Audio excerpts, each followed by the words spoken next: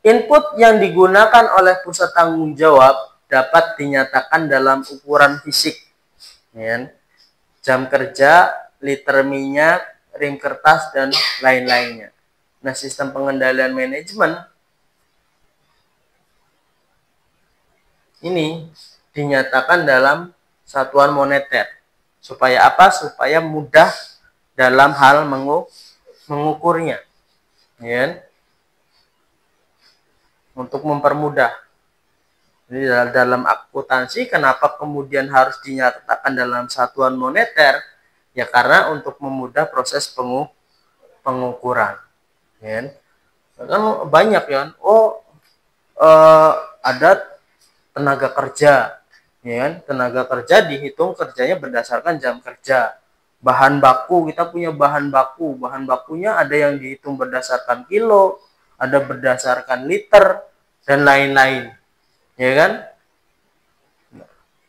Nah, makanya untuk mempermudah proses pengukuran, maka dinyatakan dalam satuan moneter.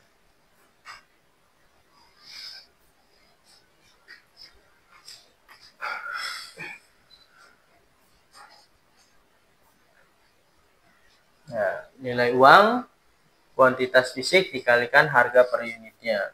Ini untuk mengetahui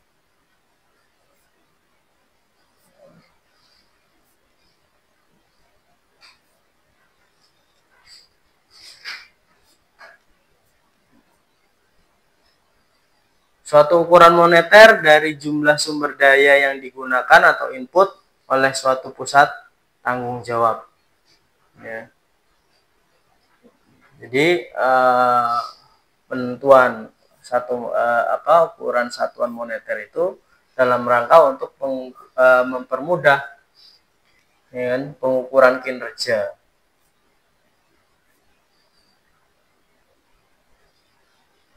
Mengukur biaya input lebih mudah daripada mengukur nilai output. Pendapatan per tahun, alat ukur penting atas output perusahaan. Ya. Akan tetapi, angka-angka yang terdapat di dalamnya tidak menyatakan seluruh kinerja perusahaan selama tahun tersebut. Ya. Pendapatan per tahun, pendapatan tahun ini, apakah mencerminkan kinerja pada saat ini? Belum tentu. Bisa jadi karena kinerja tahun sebelumnya. Ya. Oh, kita iklan tahun sebelumnya. Ya. Ternyata dampaknya baru dirasakan tahun selanjutnya. Ya. Jadi seperti itu. Jadi pendapatan per tahun itu bukan berarti itu mencerminkan kinerjanya pada saat ini. Ya. Jadi ketika kita istilahnya merekrut, katakanlah manajer pemasaran, dia baru kerja tahun pertama. Nah, kita tidak bisa mengukur kinerjanya dia pada tahun pertama tersebut, ya. Tidak bisa. Dia melakukan iklan pemasaran dengan berbagai metode yang dia ketahui, yang dia kuasai, ya kan. Kemudian pada tahun pertama penjualannya biasa-biasa saja, ya kan? Bahkan mungkin tidak mencapai target. Bukan berarti kinerjanya dia pada tahun tersebut itu jelek, ya kan? Bisa jadi nanti dilihat di tahun selanjutnya, ya kan? Dilihat adalah tahun selanjutnya. Kalau misalkan katakanlah 1, 2, 3 tahun itu biasa-biasa saja, ya mungkin karena memang kinerjanya jelek. Tapi kalau misalkan tahun selanjutnya ternyata pendapatan perusahaan itu meningkat, ya kan? Nah, itu bisa berarti kinerja jadi baik, ya kan? Nah, untuk itu istilahnya dalam mengukur input itu lebih mudah daripada mengukur nilai output. Ya kan? Kalau mengukur nilai output kan langsung hubungannya. Ya kan? Kalau mengukur output, mengukur pendapatan itu hubungannya tidak langsung. Sehingga kita tidak bisa kemudian ketika manajer pemasaran dia baru bekerja 1 tahun, kemudian karena penjualannya biasa-biasa saja, kemudian kita menganggap dia tidak kompeten, ya kan? kinerjanya jelek dan lain sebagainya, tidak bisa. Lihat kinerja tahun selanjutnya. Ya, karena bisa jadi usahanya pada tahun ini dampaknya itu pada tahun-tahun selanjutnya. Ya.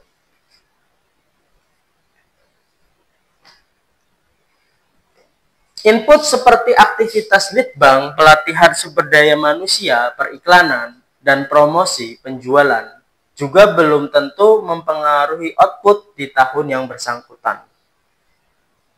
Ya.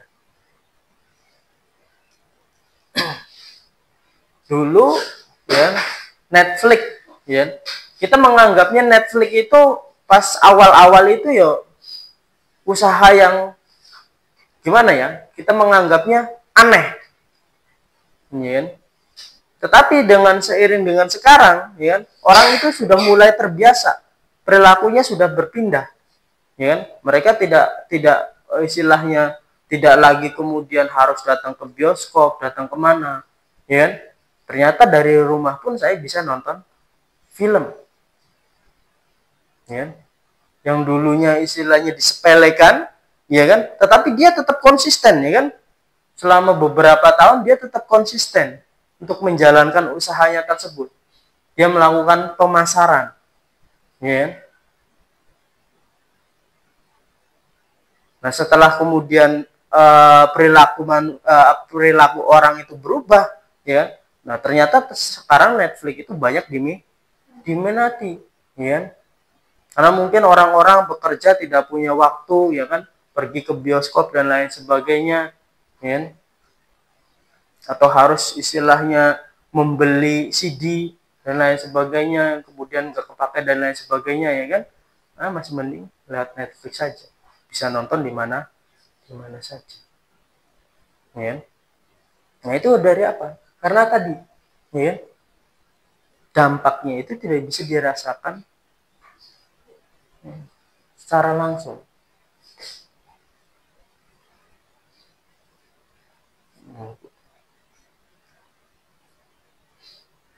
Efisiensi dan efektivitas ini adalah ukuran kinerja ya tadi. Ya. Kriteria untuk menilai kinerja suatu pusat tanggung jawab, efektif dan efisien. Ya. Kalau saya menambahi 1E lagi, ekonomis. Ya. Lebih spesifik. Sebenarnya ekonomis itu ya bisa masuk efisiensi juga. Ya.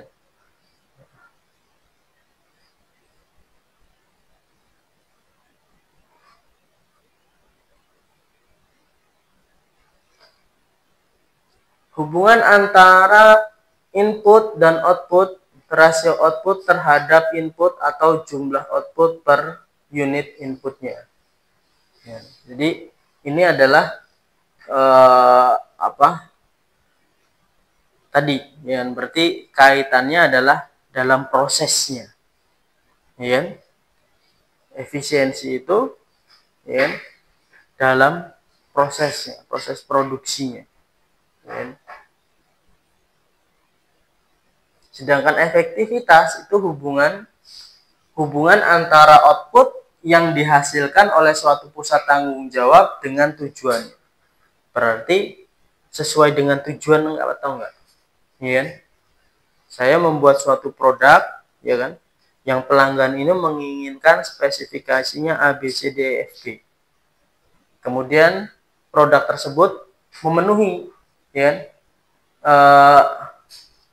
Kriteria tersebut, berarti sudah sesuai dengan tujuannya. Kalau sudah sesuai dengan tujuannya, ya kan, berarti sudah efektif.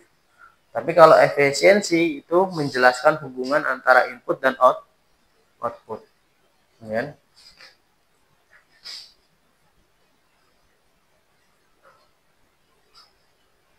Nah, ini tadi ya, pusat tanggung jawab A itu lebih efisien daripada pusat tanggung jawab B jika satu, pusat tanggung jawab A menggunakan jumlah sumber daya yang lebih sedikit daripada pusat tanggung jawab B, namun produksi jumlah outputnya sama. Ya kan? Artinya apa? Menggunakan input yang lebih sedikit untuk menghasilkan output yang sama. Ya.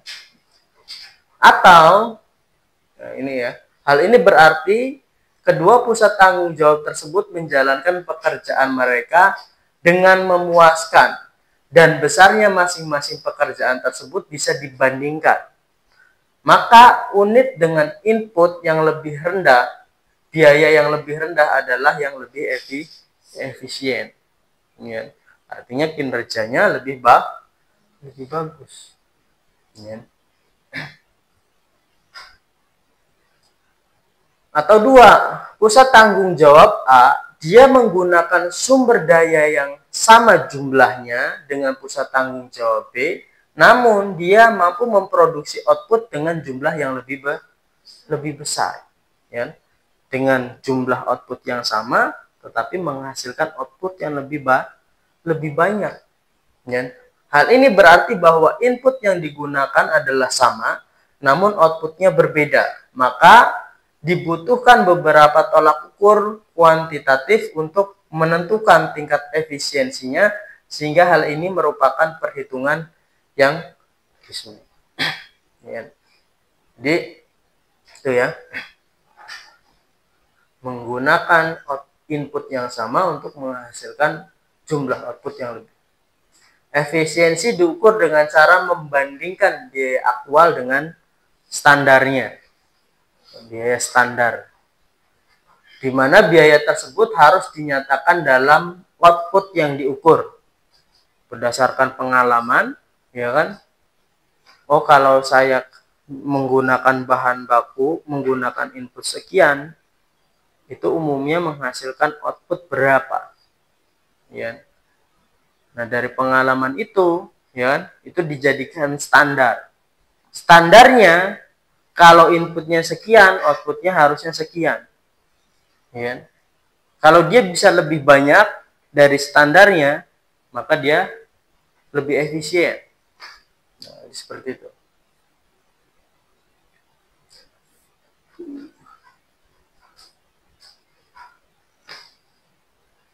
Kelemahan utama, biaya yang tercatat bukanlah tolak ukur atas sumber daya yang sebenarnya digunakan. Standar pada hakikatnya merupakan perkiraan tentang apa yang idealnya harus tercapai dalam kondisi yang ada. Biaya, ya, karena harga barang kan fluktuatif, ya kan? Harga barang itu kan fluktuatif, sehingga istilahnya biaya itu bukanlah menjadi tolak ukur atas sumber daya yang sebenarnya digunakan. Ya. Kemarin kita beli 10 bahan baku, itu harganya sekian. Ya. Tapi setelah beberapa hari kita kulak lagi bahan baku, harganya sudah berbeda. Ya. Bisa jadi sudah naik, bisa jadi lebih murah. Ya. Makanya yang diukur adalah ya tadi, input barangnya, kuantitas barangnya dengan outputnya. Jadi standar pada hakikatnya merupakan perkiraan tentang apa yang idealnya harus dicapai dalam suatu kondisi yang ada. Ya. Jadi biasanya berdasarkan pengalaman. Ya.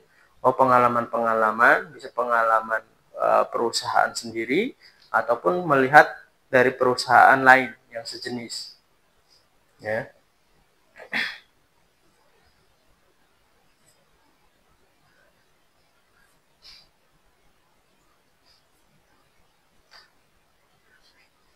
Meskipun kadang seperti ini ya, dalam mengukur efektivitas dan efisien. Ya. Untuk mengukur efektivitas dan efisien ini, untuk mengejar kedua ini ya, kadang juga kita mengalami kesulitan. Yang kesulitannya apa? Karena ketika kita mengejar efektivitas, itu kadang selalu bertentangan dengan efisien. Ya.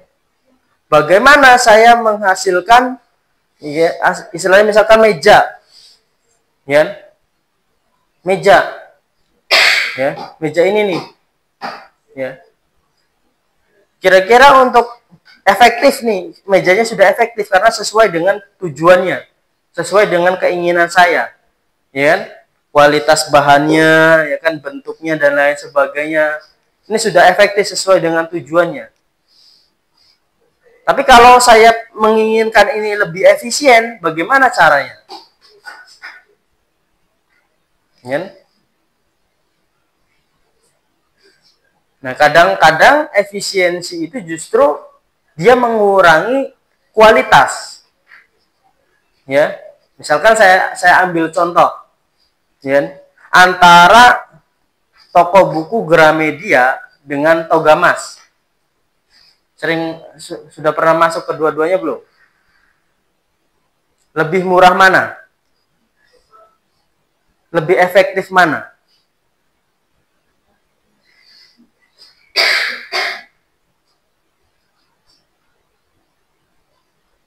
Lebih murah Togamas. Kenapa? Buku yang dijual sama, tapi Togamas bisa lebih murah. Ya, padahal kulaknya dengan harga yang sama. Ya.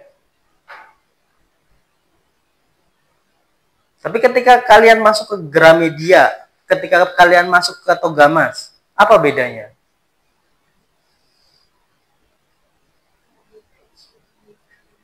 Lebih mewah, lebih nyaman, ya? Lebih adem, ya enggak? Ketika masuk ke Togamas,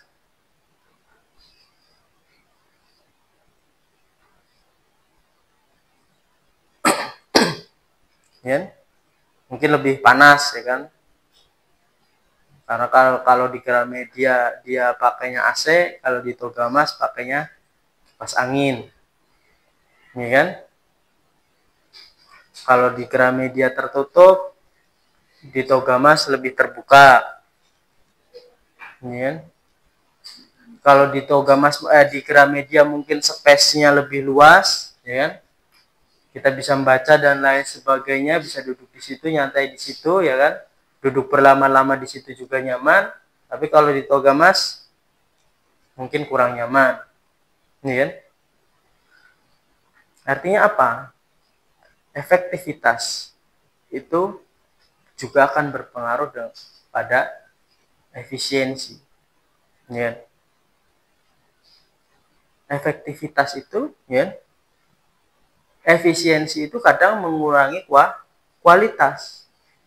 Ya. Kenapa Togamas kemudian dia bisa memberikan diskon setiap hari sampai 10%? Ya karena dia mengurangi pelayanannya. Ya. Togamas mengurangi pelayanannya. Mengurangi pelayanannya apa? Yang seharusnya AC jadi kipas angin. Ya. Diukur kalau misalkan saya menggunakan AC, berapa biaya listriknya. Kalau misalkan saya menggunakan kipas angin, berapa biaya listriknya. Ya kan? Diukur semuanya tadi, pelayanan-pelayanan yang ada. Setelah diukur, oh ternyata saya lebih efisien sekian. Nah, efisiensi biayanya ini, ya kan, yang digunakan untuk strategi marketing, diskon 10%, diskon 15%, dan lain sebagainya. Jadi, diskon itu berasal dari pengurangan kualitas pelayanan yang diberikan. Ya. Sama ketika misalkan ini buat meja. Gimana lebih efisien? Ya, gimana caranya misalkan ini ketebalannya dikurangi, ya kan? Ini yang tadinya katakanlah 5 cm, gimana dikurangi jadi 4 cm saja tebalnya, ya. Itu efisien, ya. Jadi kadang hubungan antara efektif efisien itu bertentangan, ya. Kalau kita pengen mengejar efektif, ya kan, berarti nanti kita mencapai efisiennya agak lebih susah, ya. kita mengejar efisien, ya berarti kita akan mengurangi kualitas produk kita. Ya. Sama-sama jualan apa? Spidol, ya. Dengan produk yang sama, dia bisa lebih murah. Oh, mungkin karena bahannya lebih tipis. Ya. Ini seperti itu. Efektivitas cenderung dinyatakan dalam istilah-istilah yang subjektif dan non-analitik. Contoh, kinerja kampus A adalah yang terbaik, tetapi kampus B telah agak menurun dalam tahun-tahun terakhir. Dan ini adalah penilaian yang subjektif. Ya. Seperti halnya kita makanan. Ya. Membandingkan mie ayam ini dengan mie ayam ini, dan itu kan subjektif, ya kan? Orang yang suka mie ayam yang rasanya manis, dia akan menganggap mie ayam si A itu enak, tetapi yang nggak suka terlalu manis menganggap si mie ayamnya si A itu kurang enak, ya. Jadi subjektif.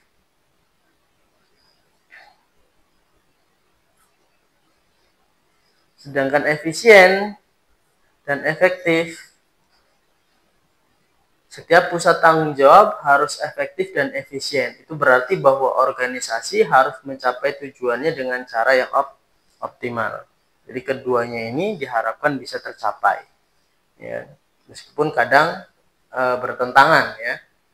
Suatu pusat tanggung jawab akan bersifat efisien jika melakukan sesuatu dengan tepat, dan akan bersifat efektif jika melakukan hal dengan hal-hal yang tepat.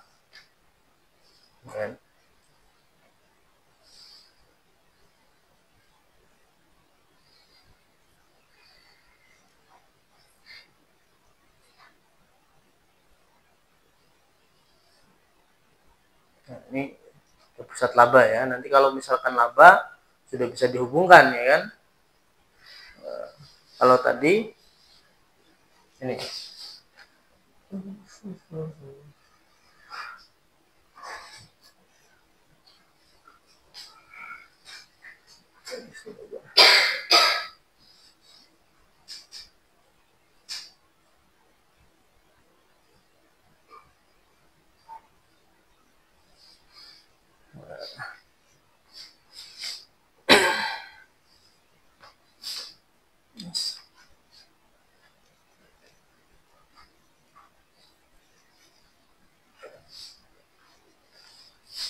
struktur organisasi, ya.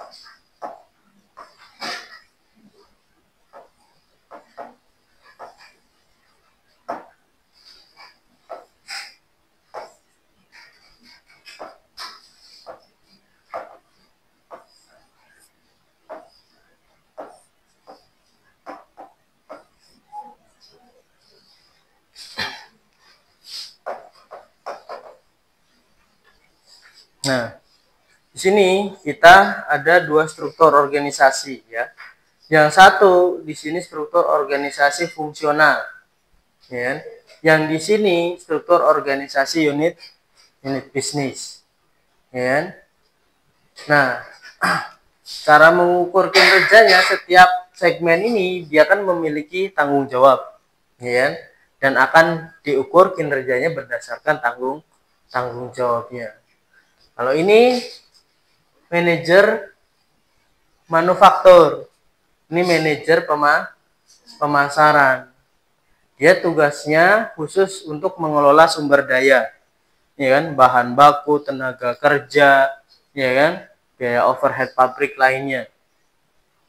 Inputnya bahan baku, ya kan, tenaga kerja dan biaya overhead. Outputnya adalah produk, jumlah output produk. Ya. Kalau ini pemasaran, ini biaya, ya kan, ini biaya, ini pendapatan. Ya.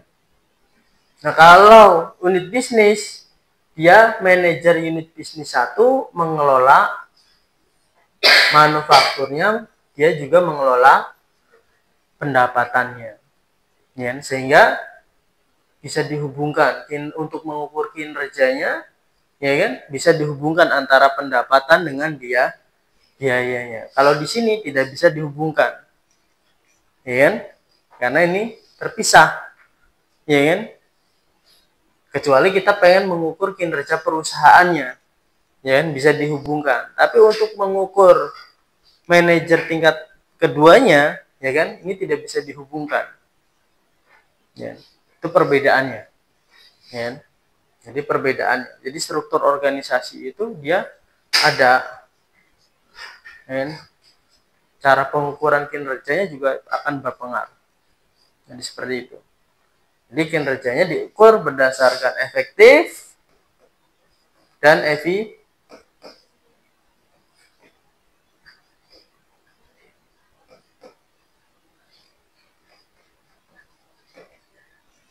ya.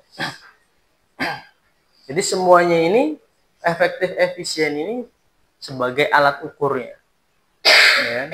Ya sudah efektif belum, sudah efisien atau belum. Ya. Habis ini ada pertanyaan?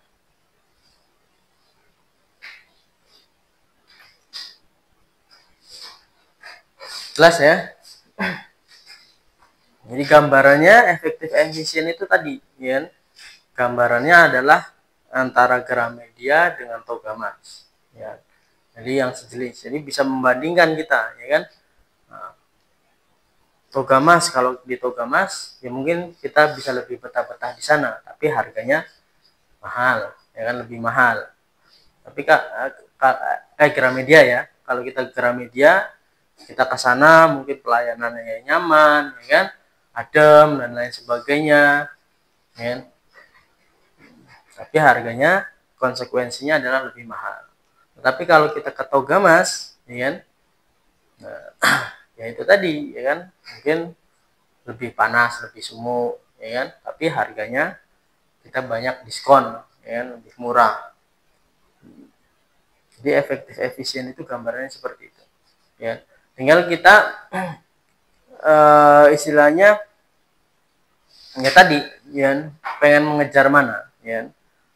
Masing-masing itu memiliki target pasar, ya. Gramedia memiliki target pasar, Togamas memiliki target pasar. Nah, efektif efisien itu juga subjektif, ya kan?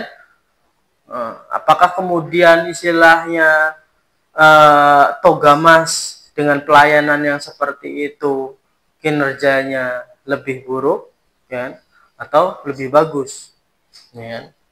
Nah, itu tentunya harus diukur, ya, harus diukur dengan input outputnya, ya. Karena masing-masing memiliki target pasar, ya. Mungkin Togamas dia mengejarnya sisa-sisa target pasar yang menengah ke bawah, kalau Gramedia dia mengejar yang menengah ke atas, ya.